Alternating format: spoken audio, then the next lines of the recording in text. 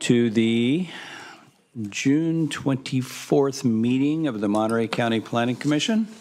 I want to welcome everybody here. And let's start with the Pledge of Allegiance led by Commissioner Deal.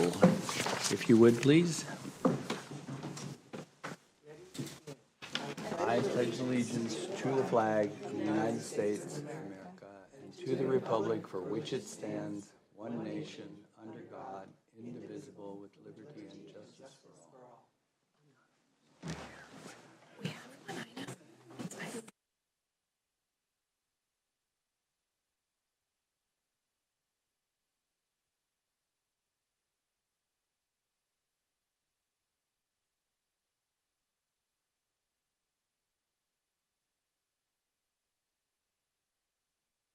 We can do that. Thank you very much, Commissioner Deal. And we will do a roll call, perhaps, please, Madam Clerk. Commissioner Clerk. Good morning, Commissioner Getzelman. Here. Commissioner Roberts. Commissioner Work. Here. Commissioner Mendoza. Here. Commissioner Hartzell. Here. Commissioner Monsalve. Here. Commissioner Shaw. Here. Commissioner Deal. Here. Commissioner Gonzalez and Commissioner Gomez are absent. Chair, you have a quorum. Thank you very much. Madam Secretary, would you like to give us a little brief overview of how people can join us if they will, if they want to? Yeah, so we have available for both here in chambers on the screen as well as remotely. We have available Wordly for translation services. Anyone who is participating or joining us today that requires translation services, you can scan the QR code or you can go to the webpage link at the bottom left screen and it'll pull up the Wordly. You can select your language of choice, and then you will receive the live translation through the Zoom or through headsets here in chambers. Thank you. Thank you very much. All right, this is the time set aside on the agenda. Oh, let the record show, too, that Commissioner Gomez has joined us for the meeting. This is the time set aside on the agenda for public comment. That would be comment by members of the public for items that are not currently on the agenda for today. If there's someone who'd like to share anything with us. I see no one in the chambers. Madam Clerk, is there anyone online? We have no hands online for comments, but we do have Commissioner Monsalve with her hand up. Oh, very good. Commissioner Monsalve. Thank you, Chair Getzelman. I wanted to invoke the Just Cause Government Code 54953.8.3C due to a family medical emergency, and I have one adult with me at this location. Thank you. All right, Madam Clerk, are there any agenda additions, corrections, or deletions? Yes, for the record, we received and distributed additional correspondence for agenda item number 4, PLN 250066DP, Mitchell Timothy. And there's copies up in the dais and in the table in front of the chambers. Thank you very much. Commissioners, do you have anything you'd like to get off your chest? Oh, Commissioner Shaw. Thank you. So I have a question for staff. I was contacted by some members of the public about a project that, and I don't know if the county has any oversight on this. It is that fiber optic cable installation that's happening in like Prunedale, Aromas, Las Lomas. This person reached out to the Coastal Commission and there was no like coastal development permit. They only found a county encroachment permit. But based on the work that's happening and the concerns, and so I did some digging like on Facebook and the community groups and found a lot of pretty significant concerns with potential code violations. So I'm just, it's kind of all over the place question. I'm wondering, was there a permit for this project, considering it would be like a utility, I guess? Would this county have any oversight on that? Like, what is the process for that? And also, is there any oversight from code enforcement for some of the hazards that they've been creating on these rural roads? Okay, thank you. Commissioner Secretary, do you have anything? Yeah, I think just not being familiar with the specific case, I think staff would like to get just a little more specifics and information from you, and then we can look into it after this to see what and if other permits may have been required and if there are any code compliance concerns. Oh, thank you. Thank you. Thank you. Commissioner Roberts. I was able to attend an online East Garrison parking related meeting. And I know that there's a working group and county and everybody is working on that. And I guess I would just ask that the county also provide updates to us as that moves along, because that was something I had received a lot of comment about prior to the meeting that didn't happen here. Could you clarify if you're referring specifically just to the parking item and status, or in general, just East Garrison development brought up? Maybe a general update, but specifically the parking, because I know that that is what I was contacted about. And it sounds like, again, that everybody is working through that together, but just so that we are all informed as to what the outcome of that is if it doesn't come to us. Very good. Anyone else have any questions, comments? Nope, alrighty. Good. Well, thank you very much, everyone, for that. We'll move along then to the approval of the consent calendar. My apologies today, everyone. I don't seem to be getting my words right. I'm sorry about that. Probably too much wine on the weekend, in all honesty. So let's move along with that. Commissioners, any thoughts on any corrections, anything that needs to be pulled from the consent calendar? Don't see anything. Okay. Then we need a motion to do that. Commissioner Deal? I move that we approve the consent calendar. Thank you. I'll second it. Second by Commissioner Mendoza, who just beat Commissioner Gomez in by a hair. So we have a motion and a second. Do we need public comment on this, Counselor? Yes. On the consent calendar? Yeah, we do. Okay. Let's open the public comment then. Anyone in the chambers that would care to have any? Nope. Seeing no one coming forward. Anyone online? And we need to do roll call. But no one's online? No hands raised online. Okay, very good. All right, then, yes, please, Madam Clerk, we need to do a roll call vote. Commissioner Getzelman? Yes. Commissioner Roberts? Commissioner Work? Yes. Commissioner Mendoza? Yes. Commissioner Hartzell? Yes. Commissioner Gomez? Yes. Commissioner Monsalve? Yes. Commissioner Shaw? Commissioner Deal? Yes. Chair, motion carries. Thank you very much. All right, then we'll move along to the first item on the agenda, which is listed as reference number 250009, the implementation ordinance for the agriculture and winery corridor plan. And staff, when you're ready, you may begin. Good morning, Chair Getzelman and members of the Commission. Fiona Jensen presenting REF number 25009, the implementation ordinance for the agricultural and winery corridor plan. At this time, staff is recommending the Planning Commission continue this item to August 12th to allow staff more time to revise the draft ordinance. This concludes staff's presentation. Staff is available for questions. Thank you, Ms. Jensen. Are there questions? Commissioner Deal. Yes, thank you. It's been a while since we discussed the ag wine corridor, or in this body. I'm wondering if we could schedule I don't know if it's a workshop or a review or a refresher prior to the actual hearing.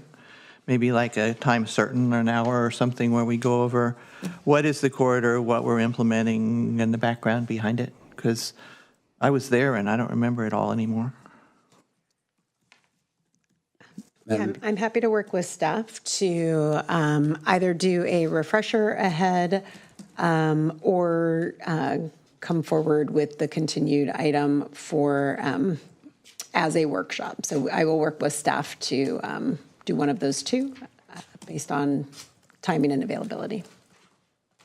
Through the chair, I speak about my own inability to remember, but I also want to make sure the public has an opportunity to engage in all the things that may be affected by such a action. Thank you. Yeah, very good. Okay, anyone else? No? Seeing no other comments, no other questions of staff, then we need to have a motion on the continuance. Pardon? Nope, sorry. What? Oh, them. Goodness gracious. All right, public comment. Thank you, everyone. And I'll turn up my hearing aids, okay? So we have anyone in the chambers like to make a comment on the continuance of this item now, not the item itself, but the continuance. Seeing no one in the chambers, is there anyone online? No hand raised online. Okay, thank you. Now we can do it my way, right? So, no public comment. Do we have a motion to continue this item? Commissioner Hartzell. I move to continue this item. Thank you. Second, Commissioner Gomez. Sure. You want to do that? Sure. You have one left second over. it. You have one left over from last time, so we'll get you in on this one. All right. Then we have a motion. We will need a roll call vote. The motion by Commissioner Hartzell, the second by Commissioner Gomez, and we'll do the roll.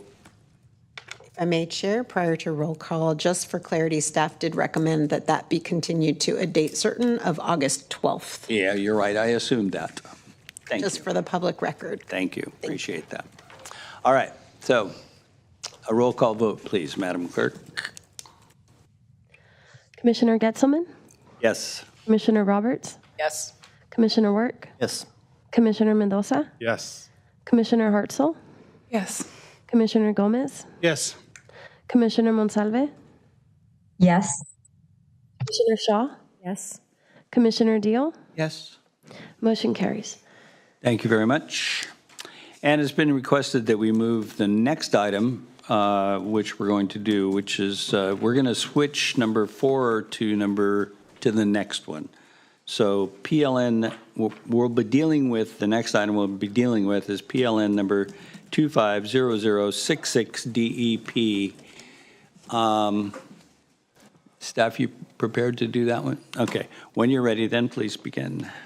Good morning, Chair Getzelman, Planning Commission. Joseph Alameda presenting for HCD file number PLN 250066 DEP Mitchell. Staff would recommend the project be continued to a date uncertain to allow staff more time to analyze and address concerns raised by the applicant in their public comment letter, as well as other new evidence on the record. That concludes staff's presentation, and staff is available for questions. Thank you very much. Any questions, commissioners? Mr. Almeida? No, seeing no one. Is the applicant or the applicant's agent, would they like to make a statement? Commission, there we go, mic's on. Joel Panzer, Maureen Ruck, Planning Consultants, representing Timothy Mitchell, Megan Barrett Trust. Mr. Alameda and I had spoken earlier on the sewer easement. Ms. Jensen with HCD and I had spoken a little while ago. We're in agreement with the continuance. Two things, we would prefer a date certain. I know Mr. Alameda wants a little more time to be able to explore the matter. And then we would like comments, if we could, from the Pebble Beach CSD to understand what the nature of their perspective is on that. So with that, we thank you for hearing me out. And by the way, this is my 4th consecutive Planning Commission hearing. I've been doing this for 40 years. It's never been 4 in a row. So I'll see you around. Thank you. Congratulations. We'll see you next time then.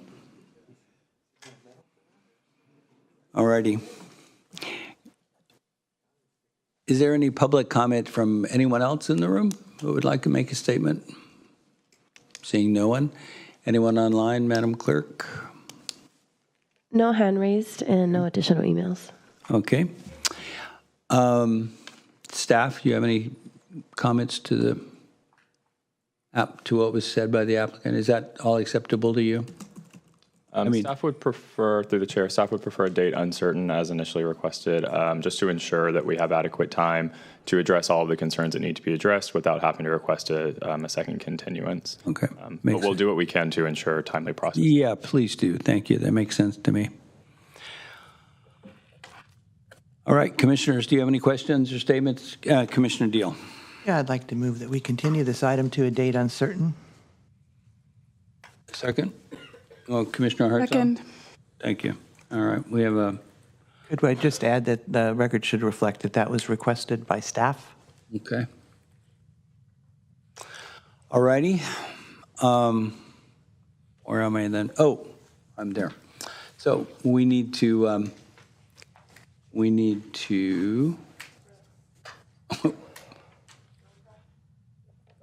Oh, that's right. We have to do roll call vote, don't we? Okay, roll call vote, please, Madam Clerk. Commissioner Getzelman, Yes. Commissioner Roberts, Commissioner Work, Yes. Commissioner Mendoza, Yes. Commissioner Hartzell, Yes. Commissioner Gomez, Yes. Commissioner Monsalve, Yes. Commissioner Shaw, Yes. Commissioner Deal. Yes. Chair, you have a motion carries. Thank you. All right, changing of the guard. Then we'll move along to the last item on the menu, which is PLN number 110257, the Mr. Andrew Berlin, probably, project. Staff, when you're ready.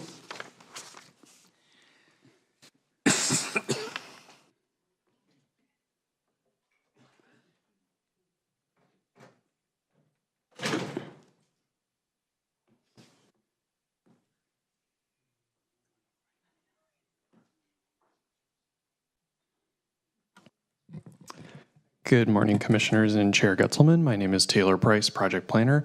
Today I will be presenting PLN 110257, Amendment 1, Berlin. The proposed project site is located in the Rocky Point residential area of the Big Sur Coast Planning Area. The parcel is zoned rural density residential and is sited along Highway 1. Staff would like to note that the address was recently updated to 36,000 Highway 1 from 35,986 Highway 1, and the draft resolution will be corrected to reflect the correct address. The original planning permit for this project, which included development and construction of a single-family dwelling and associated site improvements, was approved by the Planning Commission on December 14th, 2011. On August 18th, 2025, the property owner submitted an amendment to modify a section of the fence and gate. The project was originally processed as a minor and trivial amendment to the original planning permit for the project. The minor and trivial amendment was originally scheduled to be heard by the Chief of Planning on December 3rd, but a public comment was received on November 20th requesting a public hearing. On March 26, 2026, the zoning administrator determined that the project had been incorrectly processed and should have been heard by the Planning Commission. Rather than refer the project to the Planning Commission, the zoning administrator recommended denial to ensure the project went directly to the board. This one is intended to ensure better alignment with the Permit Streamlining Act and to ensure that the final decision maker could consider the application. On April 9th, the zoning administrator approved the resolution of denial. On April 15th, the applicant filed a timely notice of appeal contending that the zoning administrator's finding and decisions were not supported by the evidence and that the decision was contrary to law. On April 28th, in response to public comments, the applicant submitted revised project plans, which are included in the proposed project, before the Commission today. On June 9th, the board heard and remanded the project to the Planning Commission for their consideration and input. The project before the Commission today is a combined development permit to allow the replacement of 53.5 linear feet of the existing wooden fence and main entrance gate with a stone wall and dark bronze entrance gate, development within the Big Sur critical viewshed, and development within 750 feet of an archaeological resource. The existing fence and gate that are proposed to be replaced consist of a wood louvered fence and a tan wood gate, as can be seen on the slide. The proposed fence and gate would consist of locally sourced, uncourse random stones assembled into a fence along with a dark aged bronze gate. The proposed fence and gate will be set slightly further back on the site, and the gate will mirror the existing utility access gate in colors and materials. The proposed colors and materials are consistent with the rural setting and character of Big Sur and reflect the subdued colors and textures of the surrounding landscape. The critical viewshed is defined as everything visible from Highway 1, major public viewing areas, and beaches. While Big Sur Coast Land Use Plan Policy 3.2.1 prohibits development visible from Highway 1 and major public viewing areas, it also provides exceptions to this policy. Policy 3.2.5.c.2 exempts private highway improvements such as fences and gates from the key critical viewshed policy, provided the design is complementary to the rural setting and character of Big Sur with a preference for natural materials. Policy 3.2.5.f exempts parcels in the Rocky Point area from the critical viewshed key policy. The term vacant in policy 3.2.5.f is not a qualifier of whether the parcels are subject to this policy, but is a descriptor of the geographic area that is subject to this exemption. Therefore, the proposed replacement gate and fence are exempt from the critical viewshed policies in the Big Sur Coast Land Use Plan as the parcels within the above described area. Accordingly, although the project site is located along Highway 1 and is thus within the viewshed, it is only subject to the standards of policy 3.2.4.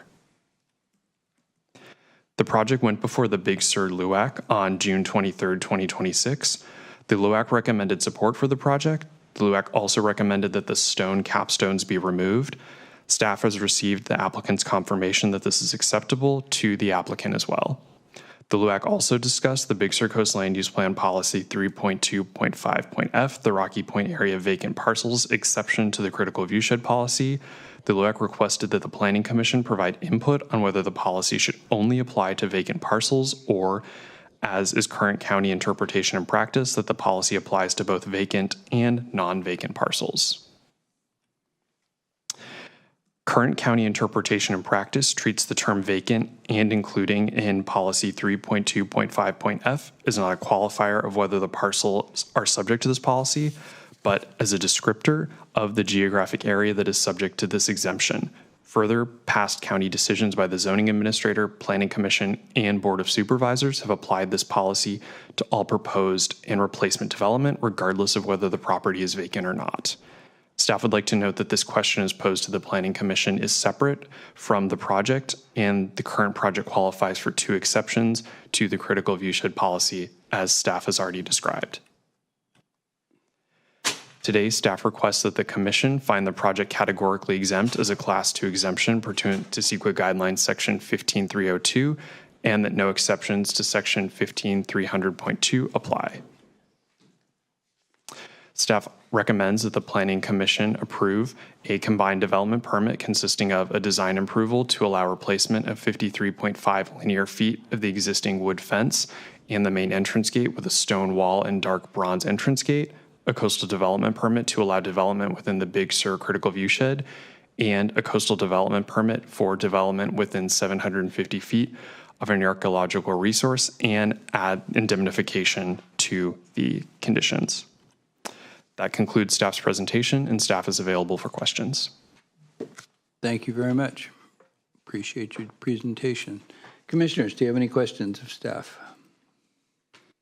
Commissioner Hartzell? What do you mean by the LUAC requested interpretation on the vacant parcel question? Through the chair, the LUAC had considered that the term vacant meant that the parcel had to be vacant for this particular exception to apply. Prior public hearing body decisions and county practice is that the vacant is just more of a descriptor and not a requirement that the parcel must be vacant to receive that exception. And is there anything you're seeking from us today on that question, or is it fully resolved in the staff report and materials? So through the chair, we would appreciate the Planning Commission's interpretation of that and or direction to staff. Thanks for the clarification. Thank you. When would you like that clarification? Now, or would you like it at the end? Do you want us to discuss it? Through the chair, I think it will come out naturally in the discussion of the project. I also think the draft resolution is written with staff's recommendation of how it's been applied in the past and how staff is recommending the applicability in this case. So action on the project, should it be carrying out staff's recommendation, would kind of make that, reaffirm that interpretation that's already been made before. Okay, we'll find out as we go through this then. All right, would the applicant's agent or the applicant care to make a presentation?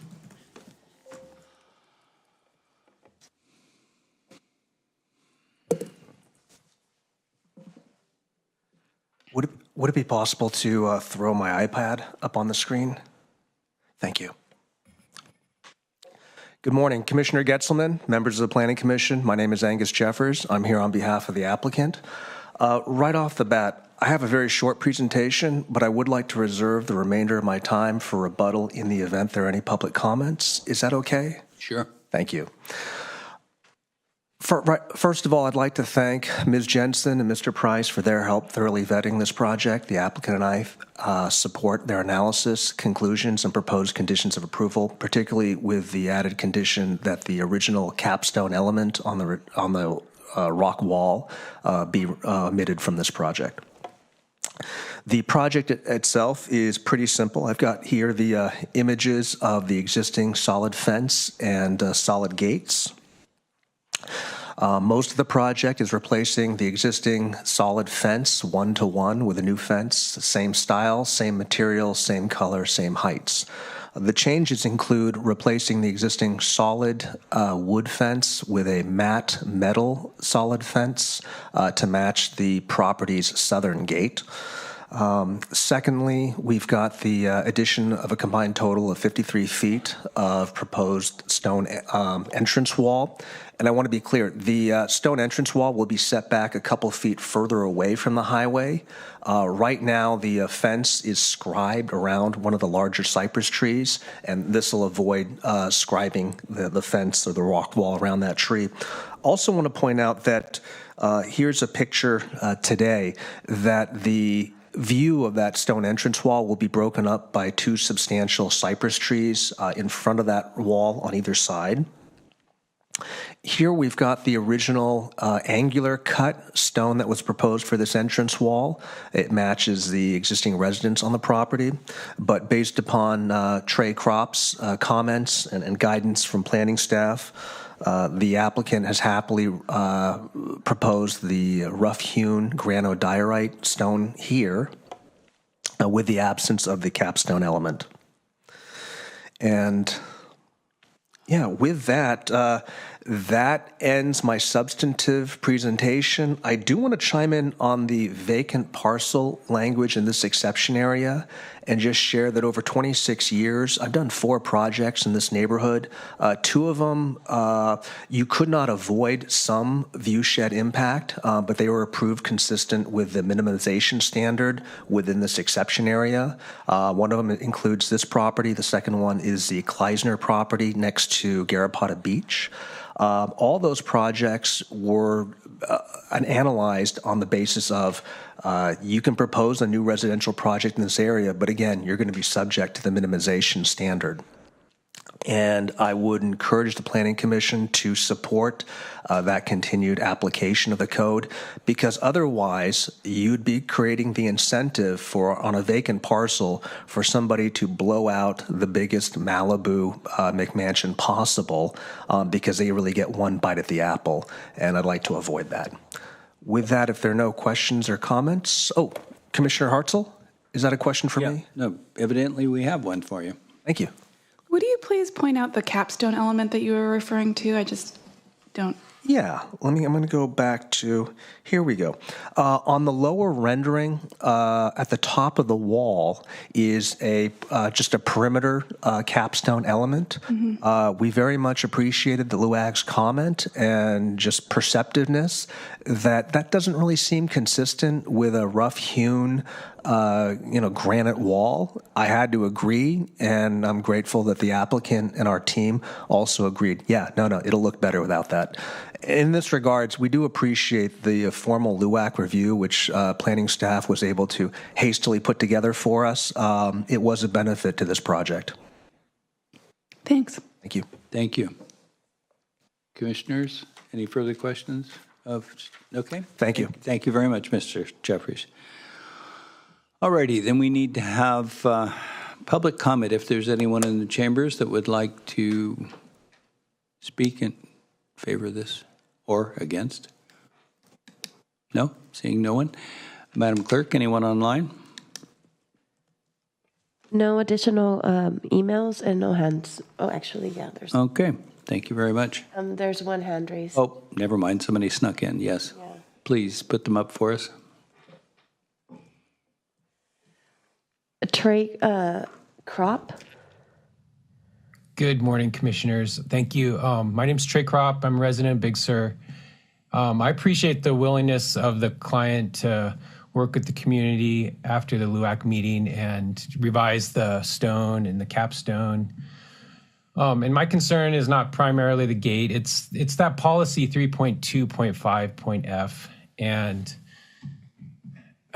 I mean, we've been told the project exempt from the critical view policy because it's located in that area, and that staff interprets that exclusion from those protections. Yet, if that's truly straightforward, and an administrative permit is all is needed, then why did that result in a public zoning hearing, an appeal, Board of Supervisors hearing, and now it's back to you, the Planning Commission?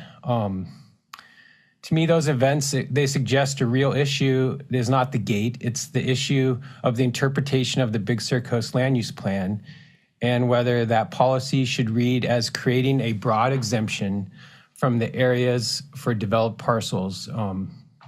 That question has implications far beyond the single property, in my view. And I think the only vacant parcel in that area was Prop 70 parcel now. So it's protected from any future development. Thanks for your time. Thank you, sir.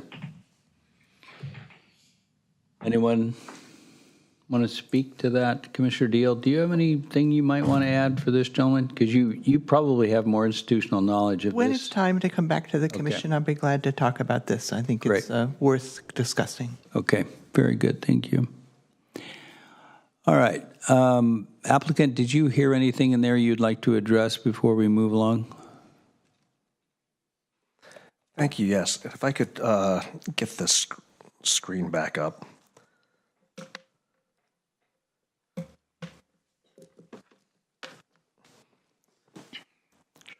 Sorry. Give me a second here. There we go. I'm not in opposition to Mr. Crop's comments. I'm sympathetic to his concern. I want to isolate this particular project. We are in a viewshed exception area. It is, as such, we are actually allowed to screen projects. It is hard for me to do that. I have to remind myself because elsewhere in Big Sur, you are not allowed to plant vegetation or put in walls or anything else to screen your project from the viewshed. However, within these exception areas, you can. And that's why we have a solid fence and a solid gate. Otherwise, I couldn't support certainly a solid gate or would want a lower rock entrance wall. However, I do share Mr. Crop's concerns about elsewhere down in Big Sur, having inappropriate large entrance walls. But what I want to point out is I have here the Big Sur Coastal Implementation Plan text, which one, it says that you are allowed those entrance walls as a general exception to the critical view shed prohibition, that stone and wood are appropriate materials, and that the approval of such elements actually should be approved administratively by the planning director. I would be happy to see that changed. Again, sympathetic to Mr. Kropp's concerns throughout the rest of Highway 1. I think that these sort of elements, because they're right there on the highway, would benefit, like this project, from community LUAC review. With regards more specifically to this exception area and vacant parcels, again, I just want to mention that for 26 years, that vacant parcels, developed parcels have been applied to the same standard. I think that's beneficial. It avoids that one shot at the apple. I have to build the biggest McMansion at the first go. And there is, I know of at least one vacant parcel 2 doors south of the Kleisner parcel, which starts this particular exception area. Thank you. Thank you, sir. Staff, do you have anything that you'd like to comment on before we move along? No? We're good. Okay, let's bring it back to the commission then, and we'll talk about this. So, Commissioner Deal, probably this is your time. I don't know why you'd think that. Thank you, Mr. Chair. This exemption area exists because it was already being developed prior to the adoption of the land use plan, and it was part of the compromise. People didn't particularly want it developed, but it was already in process and being developed at that time, and then the exemption came about as part of that ongoing collaborative process that resulted in the land use plan. That being said, the exemption from the critical viewshed policy, in my understanding, was not an exemption from viewshed in general. It's an exemption specifically from the critical viewshed policy that says you can't do anything built at all that you can see from the highway for any length of time at any distance ever. And that was deemed to be too restrictive in these areas that were already subdivided, many of them already built. That does not mean that this would not be subject to all the other concerns that we have in the areas that are not in the critical viewshed. Those include significant restrictions to what you can do. So I think the McMansion concern is probably already addressed in the minimization of impact to the view provision, which we would expect to see everywhere in Big Sur in any case. I can't say that I am crazy about this exemption. I've never been crazy about it, but I recognize that there are things that we did for reasons in the past that may not seem like reasons that we'd like to do it now, but we have created precedent around how we interpret and enforce that. We're going through a period of redesignation, I guess. This particular fence is hardly that old. It's not been there very long. I think that when it went in, there was concern around whether a solid fence blocked too much of the ocean view. We had that conversation. I'm still a little concerned that solid fences in general that block a clear view of the ocean or the hills is probably, arguably, not a good idea. And I think that that would probably be true in the exemption. In this particular case, the existing fence already does that. I think maybe we didn't have as much of a discussion as we might have because it was a fence and it didn't come to us. So, long way round. I have no issue with this project except I don't understand why. It seems like a lot of work for not much to me. And I wish we had had the previous discussion before the fence went in the first place. So that being said, I do agree that the exemption from the critical viewshed policy plus the highway facilities exemption applies to this project now, and that the exemption from the critical viewshed policy, in my mind, is appropriately applied to parcels that are not vacant in this, because it's, I mean, again, Big Sur is retail. It's not wholesale. Policy is being made by the inch here, and these particular inches have already been reviewed. Yes, there's an empty parcel, or think two. And yes, everybody's redesigning right now, but minimization is still going to be demanded. But insofar as the fences are being administratively reviewed, not to the standard that we see here, we do look at the potential need for a clarification. So I'm wondering if this might not be an appropriate place for the director to take a look at this and see whether we are in substantial compliance with the concerns often expressed by the Coastal Commission that we don't interfere with our views to the, particularly to the water, any more than we have to anywhere in this area. So as a future action, perhaps, and it doesn't need to be extensive, but at least since there has been confusion, and I think part of that is that the land use plan was a long time ago now, and the discussions that led up to it were a long time ago now, so everybody doesn't remember them. Maybe that would be my thought, is it might be possible to have a clarification since we now register that confusion. Yes, I'm certainly confused, so I know I need some help with that. Madam Director, do you have thoughts on this one? Through the chair, maybe I can help shed yeah, some light on this. Yeah, thank you. Yes, Commissioner Deal, I agree with everything you've said, and I think there are, it's not a free-for-all in these exception areas as you've described, and there are the balancing act of other policies and requirements through the land use plan. One of those is public access, and that's not only physical access to a beach or a shoreline, but it's also lateral visual access to the shoreline. And so those policies would have to be upheld even within these exception areas.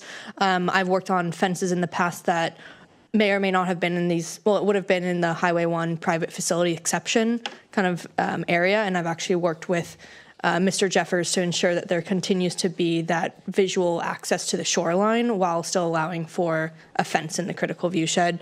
This is an example of one where the fence line is solid. It does screen out all filtered views of the shoreline, and the replacement fence would not change that. And so in staff's opinion, it was continued to be consistent with the public access policies, and there was no conflict there. So there is definitely a balancing act in ensuring other policies are met, especially being the ocean views. But if the commission desires more of maybe a director's interpretation or guidelines on this matter, we would be happy to carry that out. Yes, please. I just want to completely agree and say that my reasoning here is entirely that the existing is already solid. If the existing fence were not solid, I would not be comfortable with this proposal. But now it's just a matter of style, and I may not get it, but I don't get to vote against things just because I don't like how they look. I mean, that's.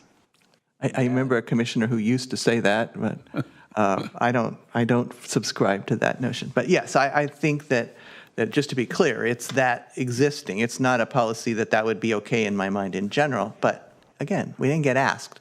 So if the review authority, the zoning administrator, interpreted this to allow an administrative approval of the previous fence, that we would like to address. I think somehow or other that is not, in my mind, it would be appropriate to appeal that if somebody cared to, but I'd rather we reviewed it in general so we don't end up with these precedents. But otherwise, yeah. And I think, and going back to the public comment heard and the comments from Commissioner Deal, this application, so the coastal implementation plan, as Mr. Jeffers identified, does say that Highway 1 facilities being fences and gates are processed by the Director of Planning. This application was originally scheduled for the Director of Planning as an amendment to that original permit. Our code does allow for administrative permits to be referred to a public hearing. That authority is the zoning administrator, so then it was referred to the zoning administrator. That is why it's come through this public process. There's appealability regardless of a public hearing or an administrative consideration, and so I think that's part of the background here. And then it got appealed and remanded back down to the Planning Commission. Thank you. Yes. And I think just for clarity, it got referred based on public request for a public hearing. I concur with what the discussion's been so far.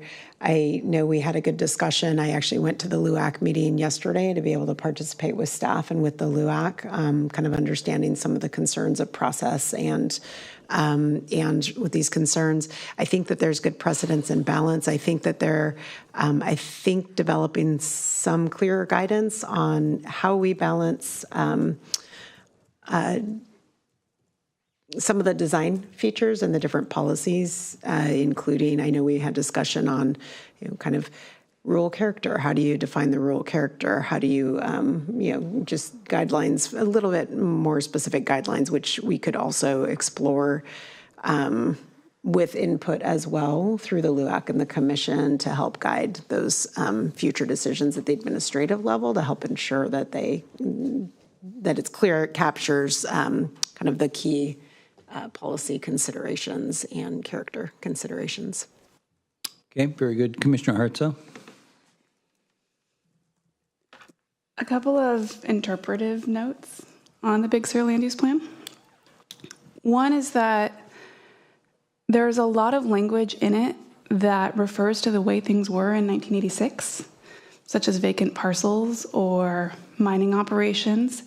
Having read significant portions of this land use plan out loud to a group of people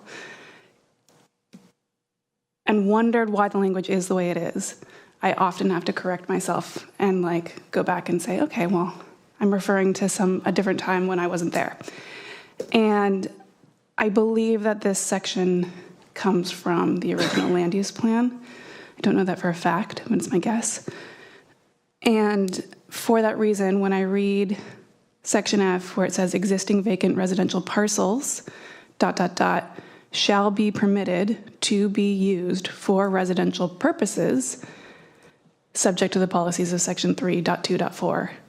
I read that as saying, these vacant parcels are residential, use them for residential purposes. I'm saying that to a bunch of people who probably already know it, just for clarity, because sometimes the language goes over my head, and I thought I'd say it out loud on behalf for the LUAC. The other thing I wanted to point out, nope, that's not it. That's it. Thank you. Sorry about it. You must have had a Getzelman moment there. Sorry about that. I've infected you, obviously. I apologize. Commissioner Roberts? I have a, I guess, broader question without knowing the really detailed parts of all of this.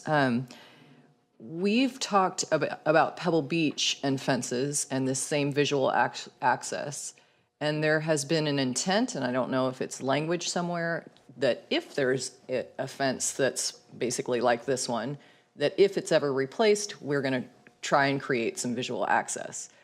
And so I guess I'm trying to understand, going back to well, it's there, and so we're just replacing what's already there. Why Pebble Beach, what we've done differently, and if that's applicable or if that's completely separate. I guess it's a very broad question, but in terms of defining this policy and understanding what our intents are, that's my question, I guess. Commissioner Deal? That had actually been in my mind too, exactly, because we went to such lengths to look at the windows we were asking for in some of the Pebble Beach fencing. In this particular exemption, the screening piece is important. We're trying not to have people looking at houses. And I think there is a fair case that way back when we could have said we're only talking about vacant parcels, but I think that boat sailed. So since there's a specific allowance in this exemption for the use of screening to prevent views of built structures, that's what influences me to say that even though I would have liked to look at this overall fence when it came in and said, I don't think it needs to all be solid, this piece that we're looking at right now is the 50 some odd feet around the gate. That really is screening built structures behind it. And so I would myself kind of processing all those things. And I agree that fairness was really important to me here. I think that I concurred with staff's discussion of that and said, this case, that is yet another provision of how this critical viewshed exemption area and screening allowances fall into place in this particular small, tiny little piece. I mean, let's remember, we're talking about less than 100 feet of coastline. And Ms. Jensen, did you want to jump in on this one? Sure. Again, I concur with Commissioner Deal. I think, again, we're looking at a portion of a fence that does screen what would be a visible structure. The site is fairly forested, so there are extremely filtered views of ocean. Of the ocean.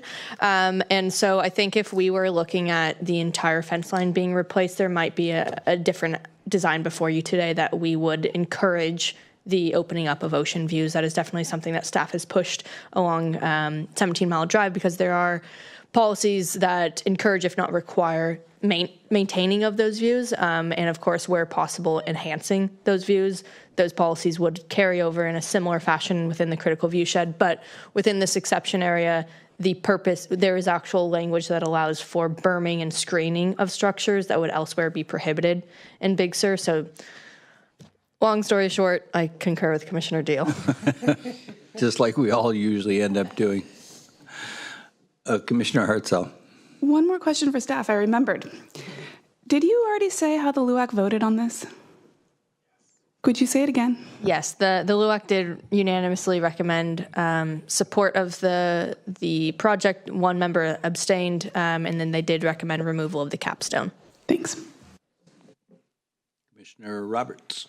I appreciate that explanation and the difference between this project and projects in Pebble Beach. And without having completely read the conditions, I'm guessing it says that somewhere that this 50 feet protects or is sheltering the view of the actual physical structures, because that would be important to me to understand that this is, we aren't making an exception that other people don't get.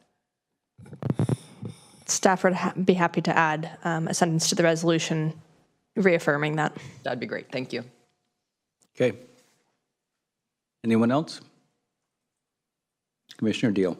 That being said, I'd like to move approval of this project with the recommendations as discussed here in this hearing.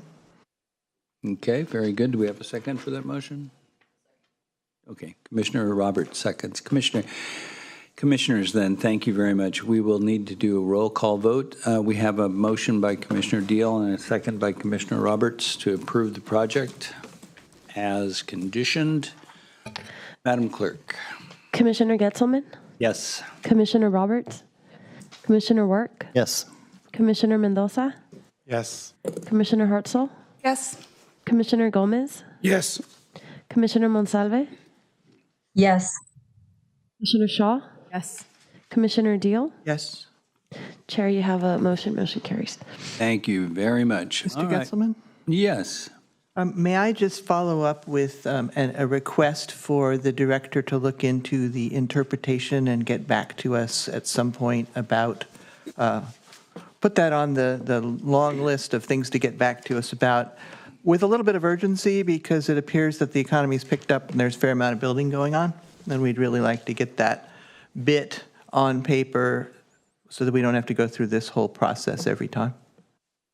You're referring to the question that was part of the staff's original presentation?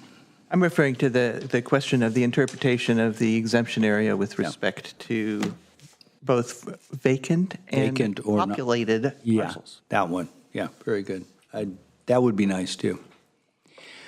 All right, everyone, we'll move along then on the agenda to the referral section. Madam Secretary, did you want to talk to us about that, or did you want to go straight to the department report? I am happy to entertain questions if there are questions on the referral, and otherwise, one referral item, the housing element, will be a part of my department report, so I can do that now, or I can do that later. We have a question on the referral from Commissioner Hartzell. Just a question on the tiny homes, because I received a question about the tiny homes. Could you just remind me where we are on that I know we were waiting on a piece of policy to be resolved. My apologies, I minimized, so let me pull my document back up.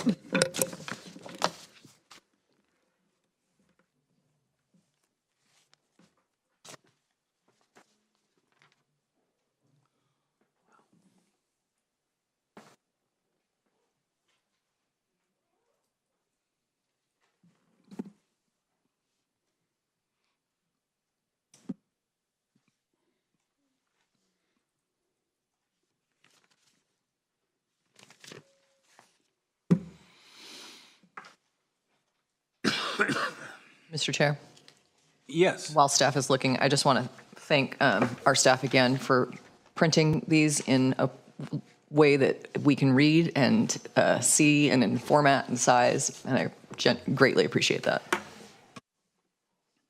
I would like to second that.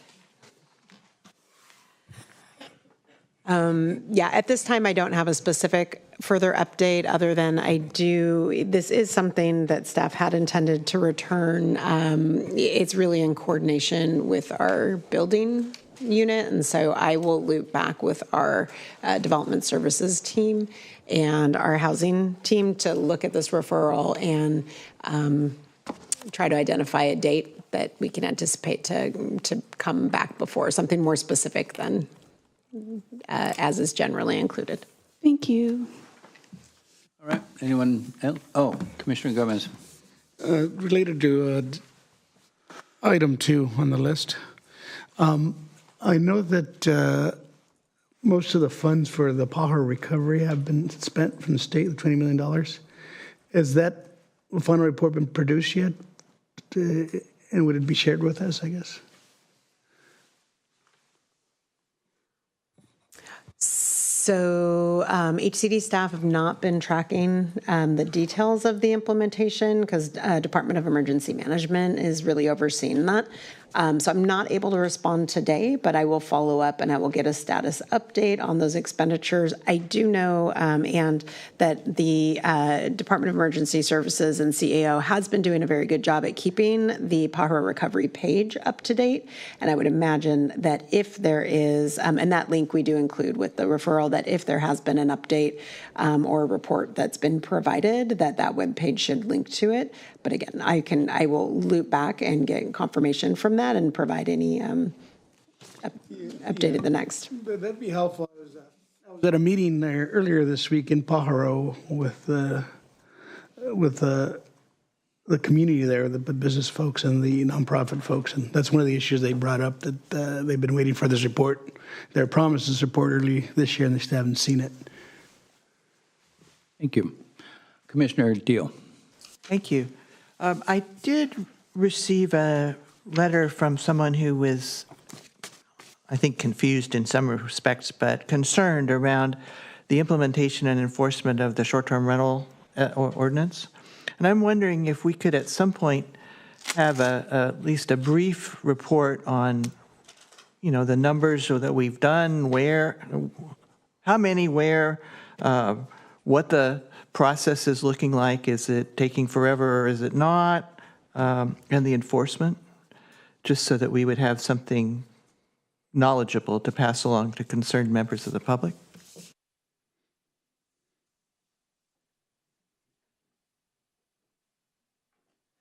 Yeah, staff can look into that. Staff does have we will be going back to the board. That was in particular one of the directions from the Coastal Commission and their request. So staff has been planning later this year to provide an update to the board. And what I can do is ensure that when we are bringing forward a general implementation and enforcement update, that we bring it to the commission on its way to the board. Thank you. Thank you. Anyone else? Nope. That looks. Oh, Commissioner Mendoza. Yes. A while back, I had brought up to the county in reference to the illegal vending in Pajaro. And it seems to have gotten better for a period of time, and we're just right back where we started in the past, and it's getting worse. Every week, and it's just worse. One will go out there, or even during the week, after 3 o'clock, They get out there, and it seems to be that it's just, there's no end to it. They put up some sign, or the county put up some signs, no trespassing out there, and they took down the signs, and there's zero enforcement whatsoever that I've seen, because we don't see anything happening towards stopping. I actually listened when the county or the supervisors had the meeting in reference to the illegal vending out there, and they tried to get the sheriff's department to go out there, and they were basically stated that they were short personnel. They did not have enough officers to go out there and enforce code violations per se. And it almost feels like, so you're putting a price on public safety or what have you. You're already out there. Why could you not go out there and enforce it? If you don't enforce it, it just keeps on getting worse and worse and worse. And it's North Monterey County. It almost feels like we've been forgotten to a certain degree. And the same thing with environmental health. Oh, we don't have enough personnel. We would have to hire another person that can go out there and address these issues during the weekend, and it would run, hiring one extra person is going to run us $150,000. I think, in my opinion, I don't run that department, which I don't know if I could, but it just seems like if you can schedule it different and you can have a person available or a couple people available on the weekends and really attack the problem, it can get resolved. Another thing, if there's people that have a legal mobile food vending trucks or what have you, they should have a place where they're going to be parked or what have you. And if you're not parked there, then you're not in compliance of your certificate that you applied for. So I think there's several things going on. I'm not out there to go after a specific group of people or what have you, but I think that everybody should play by the same rules. If I have to pay, now speaking from a personal perspective, $2,000 to get a permit as a grocery store, and somebody doesn't have to do that, I'm somewhat of a disadvantage, and yet I have a business that is paying sales tax and it's doing all the things that we're supposed to be doing, and yet we have zero protection going out there and addressing these issues. And like I said, I brought it up a couple of times, and it's not getting better whatsoever. It's just getting worse by the day, and it seems to be like if they're not out there, if addressing the problem and bringing the people that are doing it, they're not in compliance, to be in compliance, and they charge sales tax for the products or what have you, would generate enough tax to hire the people that can help it, make sure that it's in compliance. So I don't know if it's a referral or what we want to call it, but I just thought I'd bring it up to the commission and whoever else wants to listen. And we need to do better. We really, really do. Thank you.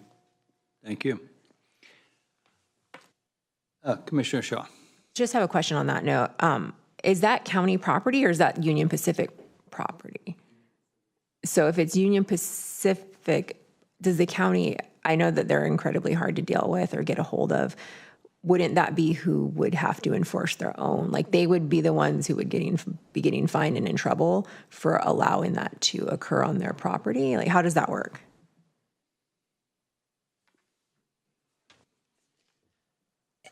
Yeah, I mean, I think that I don't want to speak too specifically because, there are different, environmental health has their regulations, whether or not they're operating with proper permits to begin with, county regulations, whether or not the parcel itself and proper permits are obtained for it.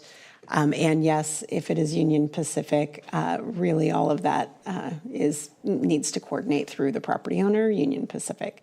I do know, and I know that the board has deliberated on this. I know that environmental health continues to work with the DA, with sheriff, with code compliance.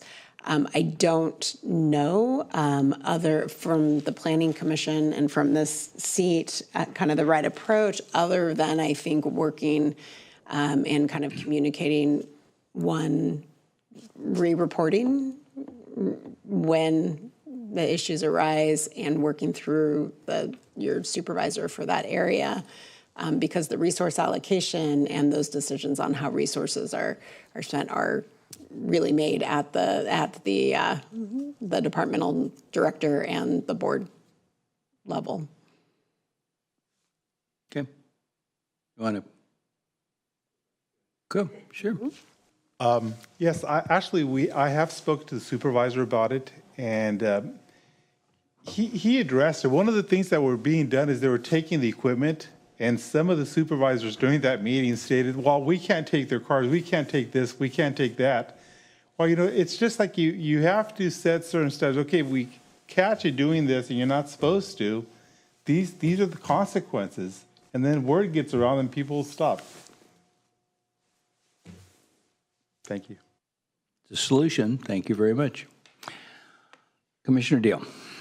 Just sitting here thinking about the Planning Commission, if this is an activity that is going on without a use permit in contravention of the zoning of the parcel, I would suspect that code enforcement could issue a red tag and charge by the day for the property owner. And I don't know why we aren't doing that. And the red tag can talk about any kind of penalties for failure to comply with your zoning, but it could also talk about costs. So cost recovery could be something that code enforcement could suggest would be appropriate. We're trying to clean up your mess like you would any attractive nuisance, like if you didn't clear your fire clearance, Might work. Just because I'm thinking about zoning. Yeah. Well, and you know that. I mean, you know zoning, so. All righty? Anyone? Nope? Okay, good. We'll move along then. A report? I know you're busy writing. I'll wait. Get your notes down.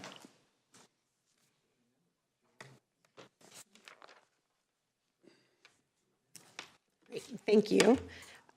Okay, just a couple of updates. One, I just wanted to make a reminder to the Planning Commission that we will only be having one meeting in July to give staff a break, and we thank you for that, and we look forward to the opportunity to kind of convene and catch up on some administrative activities. We have a couple of items that I just wanted to flag upcoming to the Board of Supervisors if they're of interest to the Commission or public. We have been processing commercial vacation rental permits through the zoning administrator per our new code, both inland and coastal. We have received our first appeal for one of those approvals, so there is a vacation rental appeal going to the board on July 7th. Just as an FYI, since there's a lot of attention on vacation rentals. There are also, the board will be dark for much of July, but I did want to just note a couple of items that are expected to be upcoming at their first meeting in August. So tentatively, there will be a response to the board's referral 2024.11 regarding roosters, and looking at an ordinance to add regulations for roosters in the zoning code. So there will be an update that goes to the board regarding that referral on rooster ordinance. So an FYI for those who are interested. We are also the Santa Lucia Preserve Ranch Club item that this commission heard about a month ago is anticipated to go to the board tentatively as well on August 11th. Just as an FYI, this commission made that recommendation to support to the board. Also, a couple of long-range planning matters. So our housing element, county staff had submitted its third draft, formal submit to the Housing Community Development Department for the state. We did receive word from the state that they have found our housing element in substantial compliance with state law. What that means is we will not have the draft that we have at hand. We will be making a few minor amendments, really non-substantive, but to address a few items of clarification that were also mentioned in the letter, but otherwise legally it's substantially compliant, which means it's then locked in and we are moving forward at a very aggressive rate with our draft public environmental impact report. We do anticipate releasing a draft in July, mid-July approximately, and staff is very committed to making that happen. We are rigorously reviewing our draft chapters now so we can get that timeline out. So heads up that will be forthcoming for the community. For public input. We do continue to be on very tight timelines to continue with an aggressive adoption schedule so that we can get that housing element fully, the environmental review complete, and get that housing element fully adopted in the fall. Also, I wanted to note and take just a brief moment to show you all and the public. We have done, so our staff, we have the draft environmental justice element that was made available a couple of months ago for public review. We got really good feedback from the Planning Commission on that draft, and also encouragement and ideas for helping to make that a little more community accessible for review. And so we have a couple of steps that we are trying. One, I did want to alert. Make sure all my pages are open. I did want to just share so that you all can be looking at the elements. So one, for that public draft, we did extend the public comment period through July, so July 31st. And again, staff, if they haven't reached out to you to work on kind of on the ground or community outreach in your areas, I know there are a number specifically where we wanted to work with communities. They will be doing that, and they are actively doing that. We have launched a different platform for obtaining public comment. We're using the platform, so I am sharing through Zoom, so hopefully that comes up for everyone. There we go. So we are using the similar web-based platform that our CAO's Sustainability Office has been using for developing the Community Climate Action Plan, and it allows for basically for individuals to review and provide comments kind of directly in line and in this document online. So it's different from, we also do have it available just in a PDF version for individuals who prefer that. So we are trying a different, more user-friendly, community-friendly format to see how that works. Also, our staff have worked on developing kind of a supplemental guide intended for community members to help orient them a little bit for their community in the environmental justice document, to help put eyes on that document. So getting at a bit of that user-friendly, these are all in English and in Spanish, but it very briefly goes over just generally the supplemental guide. We are looking for input. It highlights quick reference for the policies and the goals. And then we went through kind of all of the survey and the background analyses and data that we had to highlight a few of the areas where we have heard some strong voices from that community so far, just to help orient folks. Again, does this resonate for you with your community? And then we, based on what we've heard so far and what we know about communities, we did also try to orient with a few specific policy call-outs that if you aren't able to review the whole document, here are some, based on what we've heard and we know of your communities, some policies that might be of more general interest to you than others. And we tried to orient very specific questions. Are the policies clear? What would implementing this policy in your community look like? Is anything missing? Are there any actions? And then does it reflect your experience? So we tried to give a few more tangible kind of questions for people to have in mind as they're reviewing the document. We tried to keep it very short and to the point. And again, we have both English and Spanish versions for each of our disadvantaged communities. So these are available on our environmental justice webpage now. Really strongly encourage. We will be sending out a formal memo to the Planning Commission to kind of help orient, but really encourage and look forward to you all helping us push that out to your respective communities and areas that you represent as well. With that, I have no other updates. Very good. Thank you. And thank you for that update on the community justice, on the justice part of that. All right, everyone. Anyone last chance at making a comment? Commissioner Roberts got anything for us? Gems of wisdom? Nothing? Okay. Commissioner Deal? No? Okay. Very good then. We're gonna join this meeting at 10:16 a.m. We are adjourned. Thank you, everyone. It's been fun.